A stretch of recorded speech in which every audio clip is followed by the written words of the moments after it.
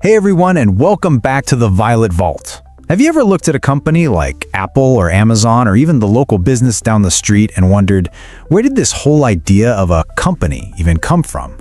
We take them for granted, but their DNA, the very code that makes them work, was written hundreds of years ago. And believe me, it was a wild, chaotic ride. So today, let's peel back the curtain and see how it all began. So, where did I come from? You might think this story starts in a Silicon Valley garage, right?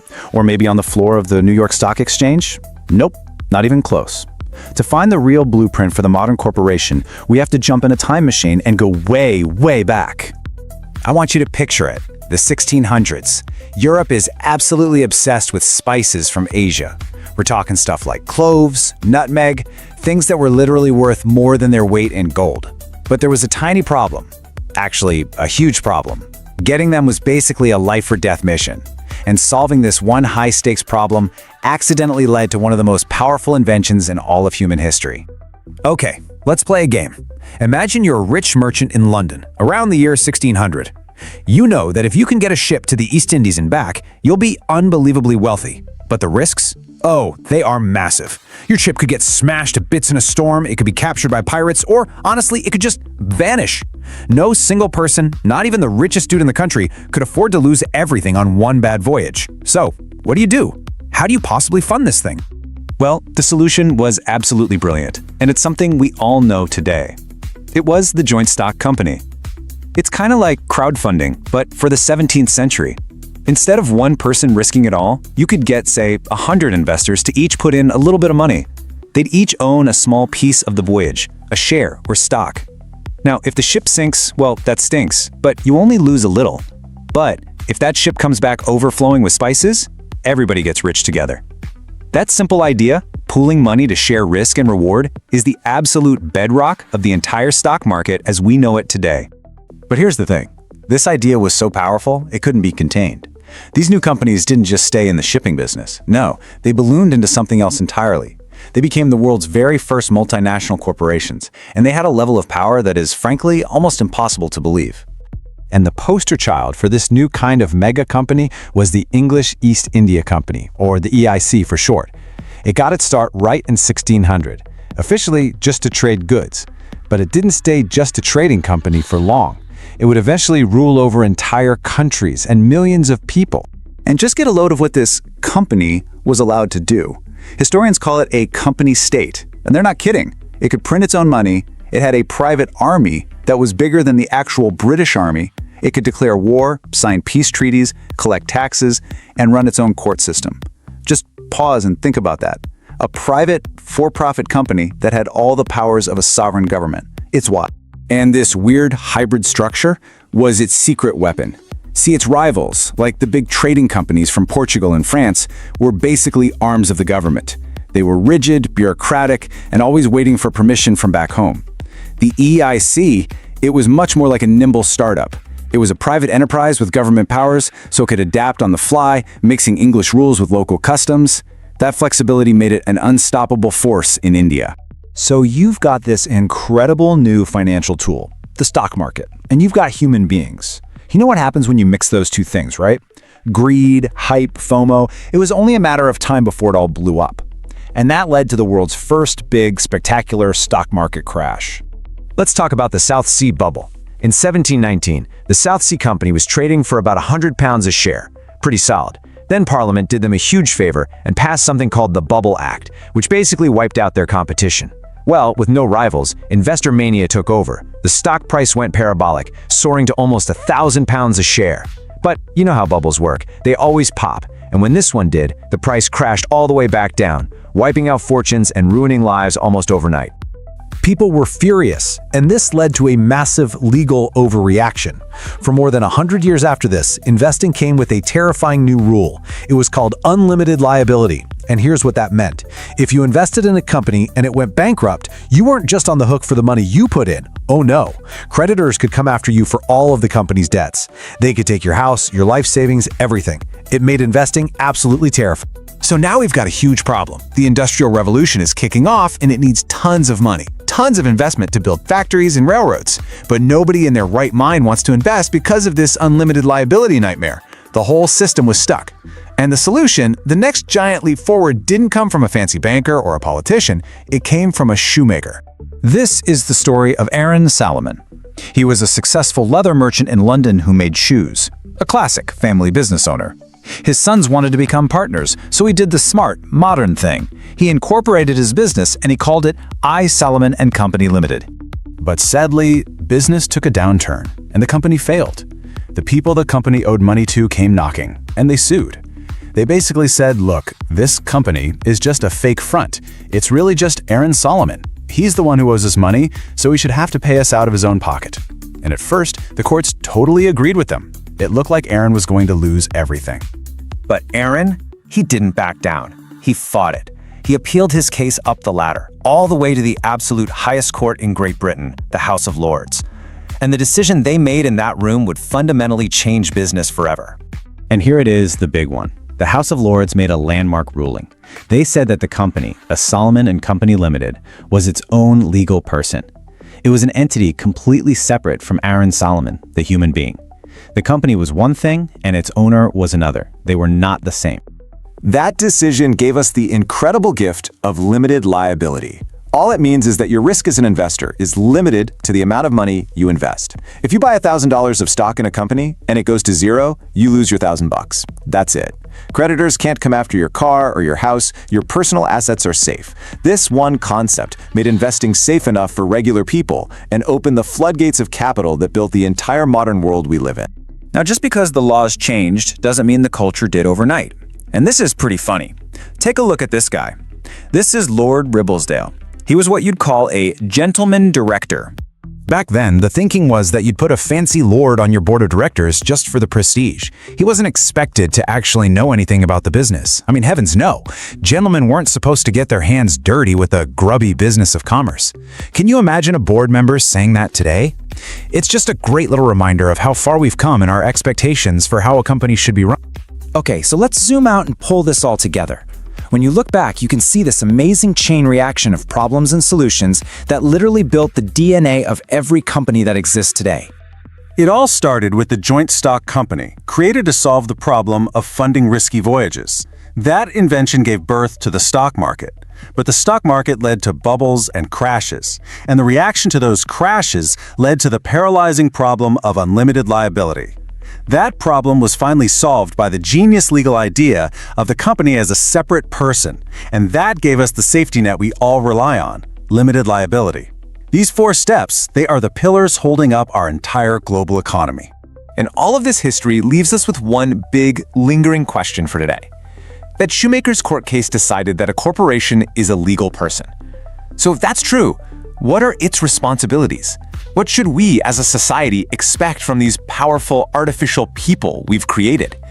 It's a debate that's been raging for centuries, and we are still right in the middle of it. So what do you think? I'd love to hear your thoughts down in the comments. Wow, that was something, right? But don't go anywhere, there's more coming, and it's gonna make you think in a whole new way. Quick reminder, if you like learning cool stuff without the fluff, subscribe now. You won't regret it. Was John D. Rockefeller a hero who built the modern world, or a villain who broke all the rules to get to the top? It's a huge question, and it's right at the heart of the story of his company, Standard Oil. This is a company that got so powerful, so dominant, it literally forced us to rethink the rules of capitalism itself. To really understand the business world we live in today, you have to understand their story. So let's get right into it. Okay, take a look at these names. ExxonMobil, Chevron, BP. I mean, these are absolute behemoths in the energy world, right? But what if I told you they all share the same DNA, that they all have a single common ancestor? That's right. Every single one of those companies, and many more, can trace their family tree back to one colossal entity. A company that didn't just participate in the energy market, it was the energy market. We are talking, of course, about Standard Oil, an industrial juggernaut that at its absolute peak was the biggest, most profitable corporation on the entire planet. Honestly, its story isn't just a business story, it's the story of modern America, with all the good, the bad, and the ugly that comes with it.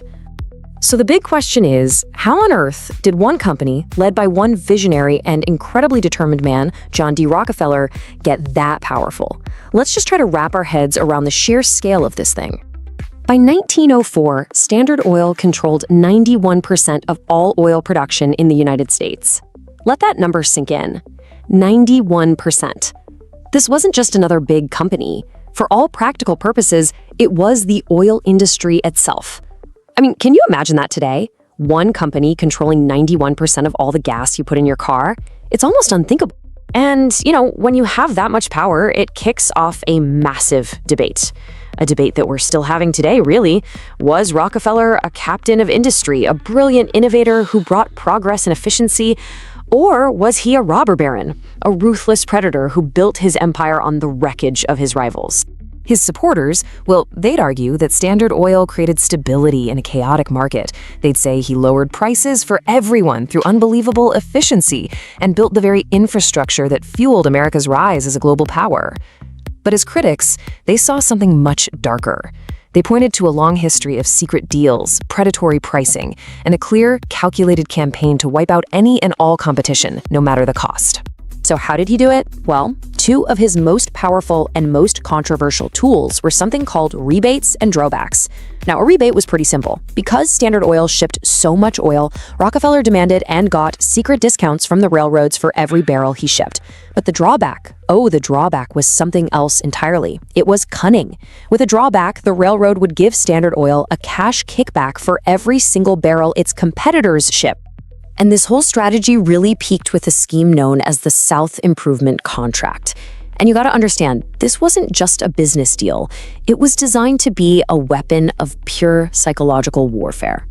And this plan really shows you the 1-2 punch perfectly.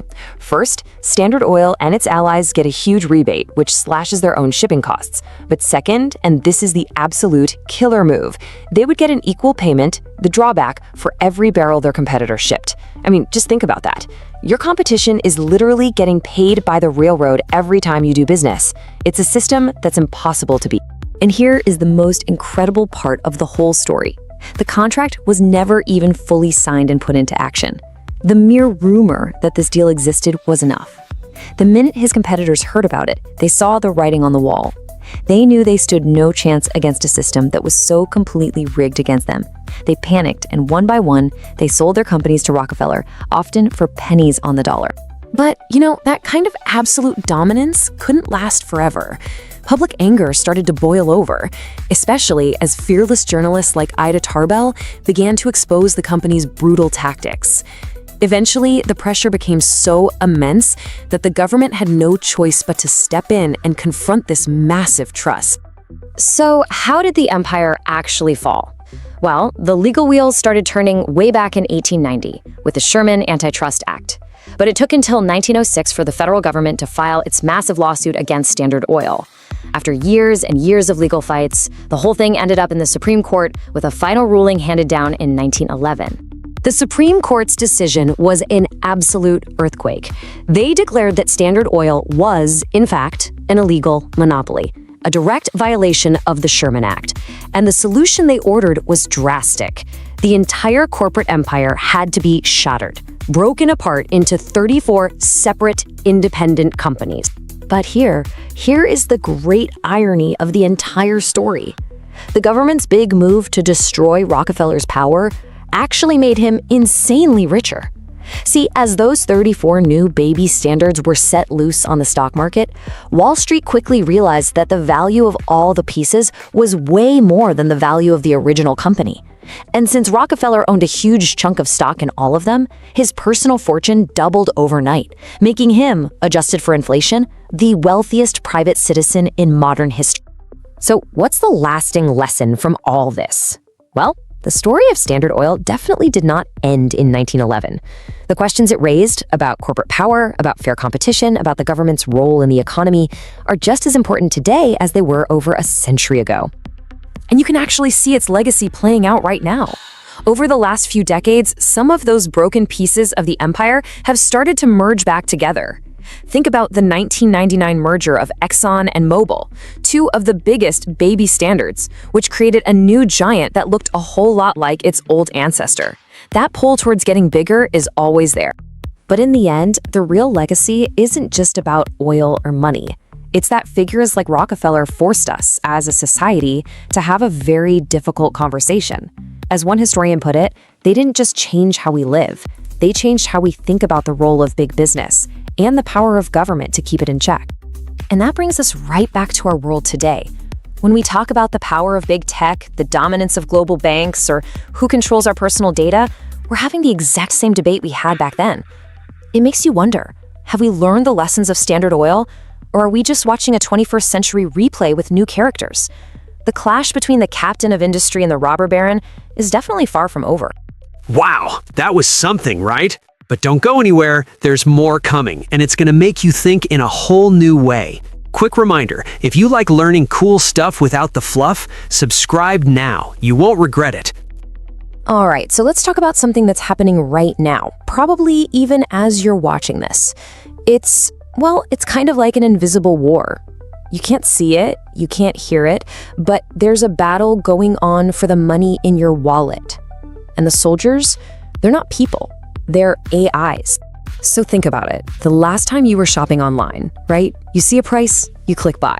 Simple. But did you ever stop and wonder who actually decided on that price? Like, was it some marketing guru in an office somewhere? Nope, not anymore. The real answer is, well, it's way weirder and a lot faster than... Yeah, you heard that right. It's not a person, it's an algorithm. For most of what you buy online, there's no human being in the loop on pricing. It's a piece of code, a smart AI that's making literally millions of calculations every single minute, all to figure out the absolute perfect price to show you right at that exact second. Okay, so when algorithms collude, now on paper, this all sounds great, right? Super efficient markets. But what happens when these incredibly smart pricing bots, the ones that are supposed to be fighting each other to give you the best deal, what happens when they figure out that it's actually much more profitable to, well, not compete? What if they learn to work together against us? So the tech behind all this is called algorithmic pricing, and the magic ingredient is something called reinforcement learning. Honestly, the easiest way to think about it is like training a puppy. The AI tries a price. Does that price lead to a reward, like more profit? If yes, it gets a little virtual treat and learns, hey, that was a good move. It just does this over and over and over again, getting smarter all by itself. No human manager needed. Okay, check out this classic example. Imagine two gas stations right across the street from each other. One morning, the owner of station A nudges his price up 5 cents. The owner of station B sees this, and what does she do? She raises her price 5 cents too. They never talked, never made an illegal deal. They just learned. They learned that if they both keep prices high, they both win. Now take that exact same idea, that silent agreement, but give it to AIs that can do that little dance a million times a second. That's what we're talking about. It's a whole new level of the game. And this is where some really fascinating research comes in. It turns out the platform's goal is everything. You know, the big marketplace itself. It all boils down to what it tells its recommender system to do. That's the algorithm that decides what products you see. If the goal is revenue maximization, well, the AI learns super fast that the best way to make the platform money is to show you sellers who are all quietly raising their prices together. But here's the wild part. If you just tweak that goal, change the mission to utility maximization, which is just a fancy way of saying get the customer the best possible deal, the whole system flips on its head. And you can see the result right here. It is just night and day. On the left, you've got the revenue-focused system. And look at those prices. They just keep climbing. They skyrocket. The AI's figured out how to collude. Now, look at the chart on the right. These are the exact same algorithms, but this time, the platform is trying to maximize value for you, the consumer. And what happens? Total price war. The prices just nosedive. It's the same tech, but a completely different outcome for your wallet, all based on one little instruction. And the researchers themselves put it perfectly. The goal you give the recommender system, it's not some tiny detail. It's literally the switch. It's the thing that decides if these powerful AIs work for you, helping you find a great deal, or if they work against you, systematically finding ways to get more of your money. And listen, this isn't just some theory in a lab. This is happening out there right now. And the good news? Lawmakers are actually starting to notice. They're waking up to this. In the US, there's already a bill on the table for 2024, the Preventing Algorithmic Collusion Act, designed to go after this exact issue. So we're moving into the global tech crackdown, because this whole thing with sneaky algorithms, it's really just one front in a much, much bigger war. What we're seeing right now is a full-blown global effort to put some guardrails on big tech. It's like we're in a new era of trust busting for the 21st century. And you've got these new trustbusters leading the charge. In the US, people like Lena Khan at the FTC are basically rewriting the rulebook for how to handle monopolies in a digital world. But this is not just an American thing. No way. Regulators in Europe, in Asia, they're all talking to each other, working together to challenge what they believe is unfair market power. And trust me, this isn't just a bunch of talk. The pressure is escalating and it's happening fast. I mean, just look at this timeline. March 2024, the EU hits Apple with a massive fine. August, a US court says Google's search monopoly is illegal. November, Meta gets fined. And that's not even the big stuff. 2025 is already jammed with huge blockbuster trials for Google, Meta, and Amazon. It is a total full court press. So who are the primary targets? Well, it's the big five, right? The names you'd expect. Alphabet, which is Google, Amazon, Apple, Meta, and Microsoft. These are the companies that basically built the digital world we live in. And ironically, it's their incredible success and their massive scale that's now put them directly under the microscope. Just to give you a sense of the money we're talking about, look at this number. 1.8 billion with a B euros. That's what the EU fined Apple. And what for? For something called anti-steering. All that means is Apple was stopping apps like Spotify from telling you inside the app, hey, you can get a better deal if you go to our website. Regulators looked at that and said, nope, that's illegally protecting your monopoly. All right, so let's get into the architecture of power. This really begs the question, right? How did these companies get so big, so powerful in the first place? What's their secret sauce? Well, it really comes down to a couple of core ideas that are pretty unique to our digital economy. The first one, and this is probably the most important, is something called the network effect. Super simple concept, but with absolutely massive consequences. Think about the very first telephone, right? It's completely useless. But the second one? Now it's a little useful. By the time 1 million people have one, it's indispensable. The value comes from the network. It's the same for social media, for app stores, for everything. And this kicks off this crazy, powerful feedback loop. It's a cycle that just feeds itself. More people join Facebook, which makes it more valuable for your friends to join, which makes it more valuable for you to stay. Or, more people buy an iPhone, so more developers make cool apps for the iPhone, which makes more people want to buy an iPhone. It's this self-reinforcing cycle that builds a huge, powerful ecosystem, basically an impenetrable fortress around the business. Okay, so that's one piece of the puzzle. The other big one is that their value, it's not in stuff you can touch. It's not about factories or warehouses. Their real power, their real value is in these intangible assets. Things like their brand recognition, their patents, their code, and the big one, their data. And this brings us to a really important point. You've probably heard that saying, data is the new oil. It sounds clever, but it's actually kind of wrong. And this quote here just nails why. Oil is rivalrous and finite. Data is non-rivalrous and infinite. So what does that even mean? Well, think about it. If I burn a barrel of oil, you can't burn that same barrel. It's gone forever. That's rivalrous. But data is completely different. If one company uses your data to improve its product, that data doesn't disappear. Another company can use it, and another, and another. It's non-rivalrous. It's infinite. And that one simple difference breaks all the old economic rules. It's why this is such a new frontier for regulators. Okay, so we've got these colluding algorithms, this massive global crackdown, and this whole new kind of economics. So where does that leave us? Well, it brings us to the battle for tomorrow, because what all of this really means is that the fight for who gets to write the rules for our digital future, it's really just getting started. I mean, the biggest trials, the ones that could genuinely reshape these massive companies, they haven't even happened yet. You have huge new laws like the Digital Markets Act in the EU that are just now being tested out for the first time. So make no mistake, we are in the very early days of this story. This thing is far from over. And that really leaves us with the big question, doesn't it? As this technology just keeps accelerating, as AI gets woven deeper and deeper into our daily lives, who should be writing the rules? Is it the companies creating the tech? Is it the governments trying to play catch up? Or do we, the people who actually live in this new digital world, get to have a say? It's something we all need to think about. Thank you for spending time with us here at the Violet Vault. Don't forget to like, subscribe, and drop your thoughts in the comments below. I'd love to hear from you. Until next time, stay focused and keep growing.